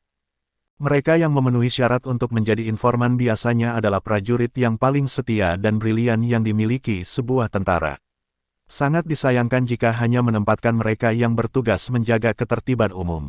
Namun, Andy tahu bahwa tidak memeriksa mereka adalah hasil terbaik bagi mereka. Sebuah kebingungan langkah kaki bergema di luar taman, dan keduanya melihat keluar untuk melihat sekelompok pria berlari masuk. Mereka mengenakan jubah putih di atas seragam militer mereka. Ini tim medis Legiun Yellegard. Bukannya Wilbur tidak mengizinkan saya membawa siapapun. Saya hanya tidak bisa membawa sebanyak itu, Andy menjelaskan sambil melihat para prajurit berlari ke arahnya. Goldstein, Saya ingat Anda memberitahu kami tentang Wilbur Santos. Anda bilang dia menembak Anda, dan kemudian dia membiarkan Anda masuk. Sekarang, Anda adalah bagian dari tim medis. Apa yang dia lakukan? Mungkinkah dia masih memikirkan masa lalu ketika Anda berdua dulu bekerja bersama, tetapi dia mendapat perintah untuk mengikuti dari kantor urusan pemerintah? Petik 2. Komentar Andi membuat Jonathan tersenyum tipis. Masa lalu, silahkan. Wilbur tidak bisa menunggu saya untuk menendang ember. Dia akan mendapatkan kekuatan militer yang nyata hanya setelah aku mati. Lalu, kenapa dia? Andi tidak mengerti. Jonathan melepaskan energi spiritual yang tersisa di dalam bidang ramuannya dengan gerakan tangan. Kemudian, mengubah energi menjadi ribuan benang, dia mengangkat Sofia dari tanah dan meletakkannya di atas tandu yang diletakkan petugas medis di sebelahnya. Ini adalah beberapa cedera yang sangat serius, jadi berhati-hatilah. Bawa dia langsung ke Jadeboroh dan suruh Zakari merawatnya, Jonathan menginstruksikan sambil melirik wajah pucat Sofia. Tim medis bertanya kepada kedua pria itu tentang cedera mereka sebelum pergi. Kemudian, Jonathan menoleh ke Andi. Wilbur ingin aku mati, tapi tidak sekarang. Jika tebakanku benar, dia ingin aku mati pada waktu yang tepat. Andi tercengang, mengingat bahwa dia adalah salah satu dari 8 raja perang, seorang pria dengan pengalaman yang produktif, hanya butuh waktu singkat untuk menyadarinya. Goldstein, apa maksudmu Wilbur? Tertinggal, pria yang lebih tua itu mengulurkan tangan kanannya dan membalikkan telapak tangannya, tindakannya cukup jelas. Alih-alih menjawab pertanyaan itu, Jonathan menepuk pundaknya dengan ringan. Jangan terlalu memikirkan hal-hal lain. Lakukan saja seperti yang saya katakan. Ngomong-ngomong, kumpulkan setiap anggota keluarga Quintensi Diaz, dan jangan tinggalkan satu orang pun. Siapapun yang berani menyentuh keluarga saya tidak akan selamat. Petik 2. Ya Pak, Andi menjawab dengan hormat. Bagaimana dengan Anda, Tuan Goldstein? Jika Anda berencana untuk meninggalkan Yellowview, izinkan saya untuk mengurusnya. Pengaturan seperti itu tidak masuk akal, mengingat situasi kota saat ini. Lagi pula, pria itu telah melihat Jonathan terluka parah dengan matanya sendiri. Oleh karena itu, dia percaya bahwa pilihan terbaik sekarang adalah mengawal Jonathan keluar dari Yellowview. Yang terakhir secara alami tahu apa yang dipikirkan Andi tetapi menggelengkan kepalanya setelah merasakan lukanya sendiri. Lanjutkan tugasmu. Saya memiliki beberapa hal lain untuk diurus. Kemudian, setiap anggota keluarga inti Goldstein berkumpul di dalam aula konferensi kediaman Goldstein dan menatap Jonathan dengan muram. Saya percaya saya telah membuat diri saya jelas. Kalian semua yang duduk di sini dianggap sebagai penatua saya jika kami mengikuti hierarki keluarga. Jadi ucapkan pendapat Anda, pemuda pria itu mengumumkan sambil duduk di paling depan. Kami keberatan. Seorang pria tua menjawab dengan suara gemetar saat dia berdiri dengan bantuan tongkat. Aku tahu kalian semua diam karena takut pada Jonathan, jadi biarkan aku yang pertama berbicara. Saya keberatan dengan ini. Petik 2. Jonathan menoleh ke orang tua itu. Kurasa aku harus memanggilmu sebagai Paman Simon. Kenapa? Aku tidak akan berani menyebut diriku sebagai kakek Asura. Simon mendengus sambil memukul tanah dengan tongkatnya. Kamu pasti berpikir kamu bisa melakukan apapun yang kamu mau kepada kami sekarang karena kamu Asura, ya. Tapi jangan lupa bahwa Anda juga bagian dari keluarga. Tanpa keluarga Goldstein, Anda tidak akan pernah menjadi seperti sekarang ini. Jonathan tertawa hambar. Kamu benar. Jika kalian tidak mengusirku dari rumah saat itu, aku pasti tidak akan menyadari betapa menjijikkannya kalian sebagai manusia, dan aku pasti tidak akan menjadi seperti sekarang ini. Itu sebabnya saya berniat untuk membalas kalian atas penghinaan yang Anda sebabkan kepada saya bertahun-tahun yang lalu. Saya juga meminta Anda untuk keluar dari Yellowview karena darah lebih kental daripada air. Anda mungkin benar-benar mati jika Anda tidak pergi. Petik 2. Mati. Lelaki tua itu menyeringai. Kami tidak akan berada dalam kesulitan ini jika Anda tidak melewati keluarga Osborn. Anda memulai seluruh kekacauan ini. Petik 2. Itu benar. Dia mengalahkan Osbornes, dan sekarang dia bertindak seperti penyelamat kita. Tepat. Menurutku dia hanya ingin memindahkan kita semua agar dia bisa membagi aset keluarga antara Sofia dan dirinya sendiri. Kita tidak bisa memberikan apa yang dia inginkan. Keluarga kami telah bekerja terlalu keras untuk sampai ke tempat kami sekarang ini. Bagaimana kita bisa menyerah begitu saja? Ola sekarang menjadi gempar berkat Simon, dan beberapa lusin anggota keluarga inti Goldstein mulai menanyai Jonathan. Seolah-olah mereka benar-benar lupa bagaimana dia menyelamatkan mereka ketika mereka diculik. Jonathan, aku yakin kau dan Sofia bersekongkol untuk membuat kita menyerahkan aset keluarga kita yang bernilai ratusan miliar. Keluarga Goldstein bukan milik Anda sendiri. Sekarang kita semua ada di sini hari ini, kamu tidak akan pernah bisa. Pukulan keras. Mengikuti suara keras, pemuda yang baru saja berbicara tiba-tiba dikirim terbang sebelum jatuh ke tanah dengan seteguk darah dan gigi patah. Beraninya kamu menyerang anggota keluarga di depan semua orang seperti ini. Apa yang terjadi dengan aturan keluarga Goldstein? Simon meraung. Aku sedang mendidiknya, jawab Jonathan dingin sambil menoleh ke arah lelaki tua itu. Menurut aturan keluarga, dia seharusnya menyebut Sofia sebagai Bibi Sofia. Bab 529 keluarga Goldstein tidak ada lagi. Setelah mendengar kata-kata Jonathan, pria tua itu kehilangan kata-kata. Kamu, dia tergagap saat tubuhnya bergetar hebat. Seseorang dengan cepat menahannya agar dia tidak jatuh. Jonathan, ini saudara kakekmu. Bagaimana Anda bisa bersikap kasar padanya? Di mana sopan santunmu? Pria lain berteriak pada Jonathan. Sayangnya, yang dia dapatkan hanyalah tatapan dingin dari Jonathan. Tata krama, siapa Anda untuk berbicara tentang sopan santun kepada saya? Dia mendengus dingin. Saya meminta Anda untuk datang untuk berdiskusi karena saya tidak ingin mempermalukan Anda. Apakah Anda pikir Anda begitu penting? Anda ingin berbicara tentang aturan? Iya. Mari kita bicara tentang aturan keluarga Goldstein. Menurut aturan keluarga Goldstein, mereka yang bukan keturunan langsung tidak boleh mengganggu keputusan inti keturunan langsung. Kakek saya adalah patriark dari keturunan langsung. Ayah saya mungkin sudah meninggal, tetapi paman Tommy saya masih bertanggung jawab. Bibi Sofia saya akan bertanggung jawab jika dia tidak bertanggung jawab. Karena dia saat ini di rumah sakit, saya, Jonathan Goldstein, akan mengambil alih posisi itu. Tidak peduli apa, posisi tidak akan tertinggal di tangan Anda karena Anda berasal dari salah satu cabang. Apakah saya benar? Mendengar kata-katanya, anggota keluarga Goldstein perlahan terdiam. Melihat reaksi mereka, Jonathan terkekeh. Mari kita bicara tentang memindahkan seluruh keluarga ke Pulau Bonham. Jika saya mengatakannya dengan cara lain dengan mengumumkan bahwa saya memindahkan markas besar keluarga ke pulau itu akan menjadi bagian dari keputusan inti keturunan langsung. Apa hak Anda untuk menolak keputusan saya? Saya tidak berbohong ketika saya mengatakan keluarga Osborne baru saja memulai balas dendam mereka. Kematian akan segera datang mengetuk pintu Anda jika Anda tinggal di Yellowview. Saya akan memberi setiap keluarga sebuah rumah besar jika Anda setuju untuk pindah ke Pulau Bonham. Saya tidak akan menekan Anda untuk menyerahkan uang yang Anda miliki sekarang. Keluarga Goldstein bernilai ratusan miliar. Sebagai anggota inti, Anda memiliki aset bernilai miliaran. Itu sudah cukup bagi Anda untuk menjalani hidup tanpa rasa khawatir. Tentu saja, jika Anda bersikeras untuk tinggal dan menjaga aset Anda, saya tidak bisa memaksa Anda untuk pergi. Setelah jeda untuk membiarkan hal itu meresap, dia menambahkan, setelah saya meninggalkan Yellowview hari ini, saya akan mengumumkan bahwa saya tidak ada hubungannya dengan Yellowview Goldstein lagi. Mulai sekarang, kita akan menempuh jalan yang berbeda. Apakah Anda bertahan atau mati tidak ada hubungannya dengan saya. Lakukan sesuai keinginan Anda. Petik 2. Mengabaikan ledakan mereka, Jonathan bangkit dan berjalan keluar rumah. Jonathan, seseorang memanggil dengan ragu-ragu di belakangnya. Jonathan berbalik dan melihat pamannya, Tommy. Apa itu? Tanyanya dingin karena dia sama sekali tidak dekat dengan Tommy.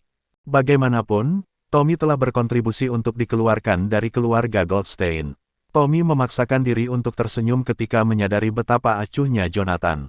Nenekmu dan aku akan pergi ke Pulau Bonham seperti yang kamu katakan, ungkapnya. Itu keren. Kamu akan lebih aman di sana, kata Jonathan sambil mengangguk. Bagaimana kabar Bibi Sofiamu? Kilatan kesedihan muncul di mata Tommy ketika dia menyebut nama Sofia. Tommy dan dua saudara kandungnya adalah keturunan langsung dari keluarga Goldstein. Setelah kematian ayah Jonathan, Sofia diculik dan hilang. Sebagai saudara kedua dari keluarga, ia terlibat dalam perebutan kekuasaan sepanjang hidupnya tetapi masih hidup dan sehat. Bibi Sofia terluka, jadi aku mengatur agar dia dirawat. Jonathan merasa tidak enak ketika melihat ekspresi sedih Tommy. Aku akan mengiriminya alamatmu di Pulau Bonham. Namun, itu tergantung pada dia apakah dia ingin mengunjungi Anda atau tidak, tambahnya. Baiklah, terima kasih. Tommy tersedak. Maafkan aku, Jonathan. Saat itu, aku berhenti, potong Jonathan. Seperti yang kukatakan, aku tidak akan menjadi diriku yang sekarang tanpa masa lalu. Setengah hari setelah darurat militer dicabut di Yellowview, seluruh Yellowview menjadi gempar. Yellowview Goldsteins merilis pengumuman yang mengatakan bahwa mereka akan meninggalkan Yellowview selamanya. Mereka tidak hanya memindahkan markas mereka keluar dari Yellowview, karena mereka menyerahkan semua aset mereka di Yellowview. Seseorang yang mengetahui membocorkan berita bahwa Yellowview Goldsteins juga melikuidasi aset mereka di luar Yellowview. Meskipun menjadi keluarga paling berpengaruh di seluruh Canaya, keluarga Goldstein mundur dari dunia usaha. Begitu berita itu tersiar, itu langsung berakhir sebagai trending topik. Publik membuat tebakan liar mengenai keputusan mendadak keluarga Goldstein. Namun, keluarga Goldstein tidak menanggapi dan mempertahankan suasana misterius tentang tindakan mereka. Kantor urusan pemerintah benar-benar kacau. Namun, itu bukan kesalahan keluarga Goldstein, itu karena keluarga Sidious.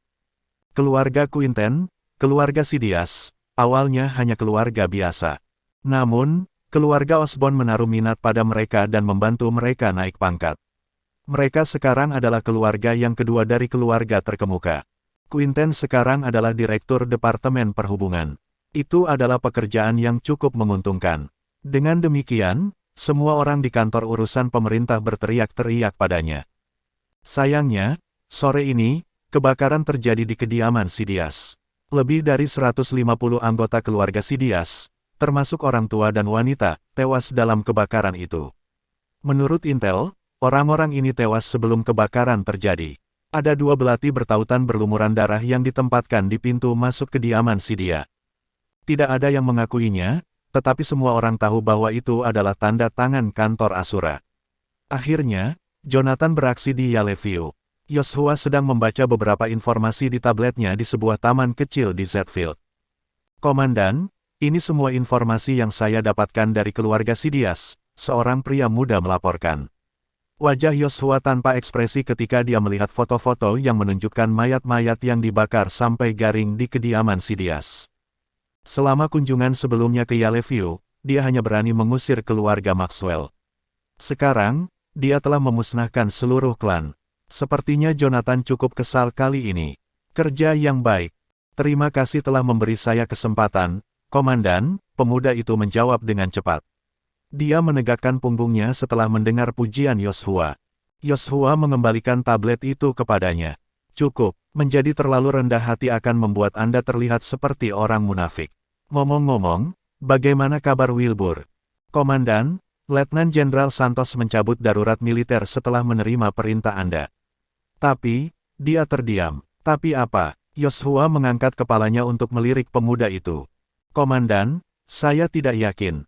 Pemuda itu tampak terkesiap. Perintah Anda menyatakan bahwa tentara tidak diizinkan masuk ke Yellowview, tetapi Wilbur mengizinkan Andy dan tim medis masuk. Menurut saya, sebelum pemuda itu bisa menjelaskan lebih jauh, Joshua mengangkat tangannya untuk menghentikannya. Cukup, Anda bisa pergi sekarang. Awasi Yellowview beberapa hari ini dan beritahu saya jika terjadi sesuatu. Ya. Pemuda itu menjawab dengan sopan meskipun kebingungannya karena dipotong pendek. Berbalik, dia berjalan keluar dari taman. Di pintu, dia menabrak seorang pria dengan bekas luka di wajahnya. Itu tidak lain adalah Wilbur. Bab 530 bertukar serangan. Pemuda itu terkejut melihat Wilbur di sini. Letnan Jenderal Santos, dia menyapa dengan hati-hati. Pria muda itu mengingat bagaimana dia terpotong sebelumnya ketika kepanikan melintas di tatapannya. Wilbur tertawa riang. Kenapa kau menatapku seperti ini? Saat bibirnya melengkung, bekas luka di wajahnya berubah lebih mengancam. Siapapun akan menggigil ketakutan saat melihatnya. Apakah kamu merasa bersalah karena aku memergokimu menjelek-jelekkanku di belakangku? Wilbur tertawa terbahak-bahak. Pria muda itu langsung memucat saat keringat dingin menetes di wajahnya. Di belakangnya, seseorang meletakkan tangan di bahunya dengan ringan. Apa yang sedang kamu lakukan? Tidakkah kamu akan kembali bekerja? Mendengar peringatan itu, Pemuda itu kehilangan keseimbangan seolah-olah dia baru saja diseret keluar dari air. Dia bersandar di dinding dan terengah-engah. Wilbur melirik Joshua dan mengangkat tangan kanannya untuk memberi hormat dengan santai. Komandan, Anda tidak perlu menyambut saya secara pribadi. Saya tidak pantas mendapatkannya. Bawahanmu cukup menarik. Ya, dia tidak bisa bercanda. Pemuda itu berdiri tegak dan meredam rasa takutnya untuk memaksakan senyum setelah mendengar kata-kata goda Wilbur. Joshua tertawa terbahak-bahak. Dia masih muda, tetapi Anda adalah komandan tentara Yaleview, yang bertanggung jawab atas 600.000 tentara. Bahkan aku harus menunjukkan rasa hormat padamu, jadi jelas, dia takut padamu. Senyum di bibir Wilbur membeku ketika dia mendengar kata-kata Joshua. Dia dengan cepat menggelengkan kepalanya.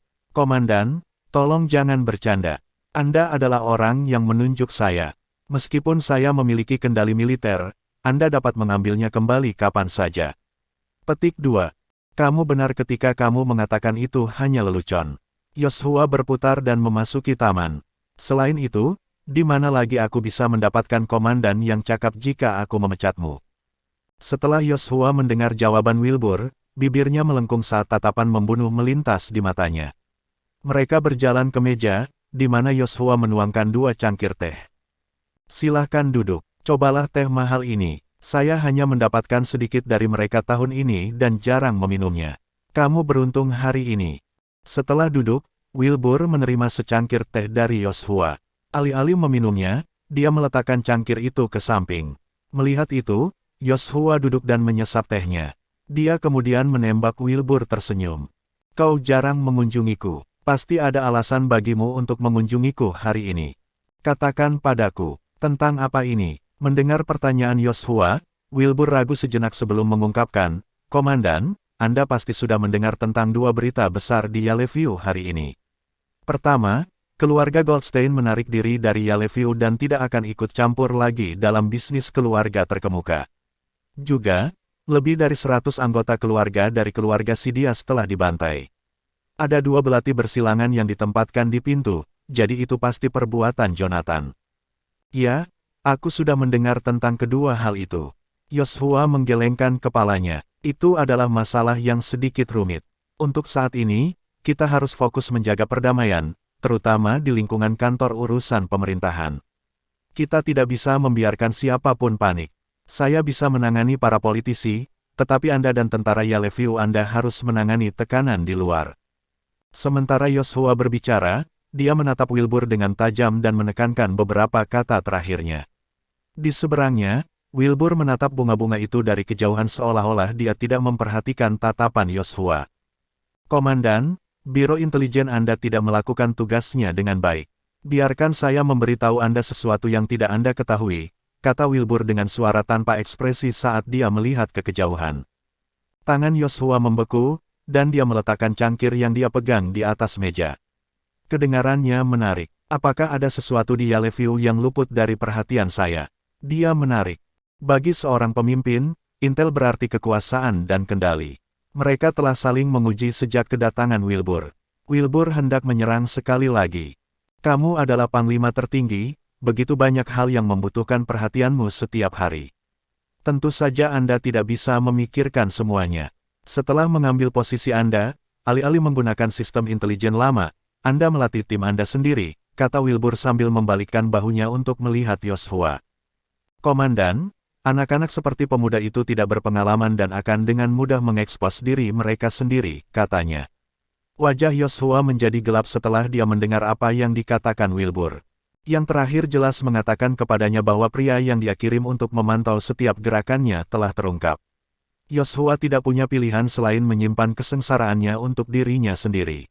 Pemula memiliki kelebihan. Saya tidak perlu khawatir ketika saya menggunakan orang-orang yang saya latih sendiri, jawabnya. Sambil mendengus, dia menambahkan, kamu punya intel lain, kan? Mengapa Anda menjadi misterius? Jujurlah padaku. Melihat ekspresi dingin Joshua, Wilbur menyeringai. Garnisun dari keluarga Osborne sudah mati. Dia ahli alam dewa. Petik 2. Kabar tersebut membuat hati Joshua serasa tenggelam ke dasar perutnya. Terkejut, dia menahan napas dan bertanya, apakah Jonathan yang melakukannya? Aku tidak yakin tentang itu. Alis Wilbur menyatu. Saya hanya bisa memastikan bahwa Jonathan pergi ke Moonriver Estate dan menyerang Garrison dan Garrison mati. Namun, saya tidak yakin apakah Jonathan membunuhnya atau sesuatu yang lain terjadi. Mereka yang sekuat Wilbur memiliki kebiasaan, mereka tidak pernah menyimpulkan hasilnya dengan sedikit informasi. Kembali ketika Jonathan tiba di Yellowview, Wilbur bertukar beberapa gerakan dengan yang pertama untuk mengeluarkannya. Jonathan tidak mengeluarkan potensi penuhnya, tetapi Wilbur tahu mereka memiliki kekuatan yang sama. Seorang seniman bela diri alam dewa dapat dengan mudah melarikan diri jika dia bertemu dengan lawan yang cakap. Tidak mungkin Garrison terbunuh dengan mudah. Namun, yang tersisa dari Garrison di tempat kejadian hanyalah genangan darah yang berantakan. Jonathan adalah kehadiran yang mengerikan jika dia adalah orang di balik kematian Garrison. Jauh di lubuk hati, Joshua diganggu dengan emosi yang bertentangan. Sebelumnya, dia memerintahkan bawahannya untuk memasang jebakan untuk Sofia. Dia ingin menggunakannya untuk menabur perselisihan antara Jonathan dan keluarga Osborn sehingga mereka akan berselisih. Tidak ada yang tahu bahwa Jonathan cukup kejam untuk membunuh Garrison dengan cara yang mengerikan. Segalanya tidak berjalan seperti yang dibayangkan Joshua. Seorang seniman bela diri Realm Dewa sudah mati. Bukan hanya antara keluarga Osborn dan Jonathan sekarang. Untuk melindungi harga diri dan keuntungan keluarga mereka, keluarga Osborn pasti akan melakukan yang terbaik untuk mengajari Jonathan pelajaran sebagai peringatan bagi seluruh dunia. Hasil rencananya berada di luar harapan awalnya. Joshua sangat senang mendengarnya, tetapi dia tidak menunjukkan kegembiraan di wajahnya. Keluarga Osborn menahan Jonathan, tetapi Wilbur merupakan ancaman besar baginya. Ini kabar baik bagi kantor urusan pemerintahan, kata Joshua riang. Sepertinya informasiku tentang keluarga Osborn kurang di belakang dibandingkan dengan tentara Yellowview. Jika itu masalahnya, izinkan saya berbagi beberapa informasi dengan Anda yang mungkin Anda minati, dia menawarkan. Komandan, tidak banyak informasi yang saya minati, jawab Wilbur sambil tersenyum. Mendengar itu, Joshua mencelupkan jarinya ke dalam tehnya dan menggambar X di atas meja. Apakah kamu tidak tertarik pada intel tentang kantor Asura? Bersambung.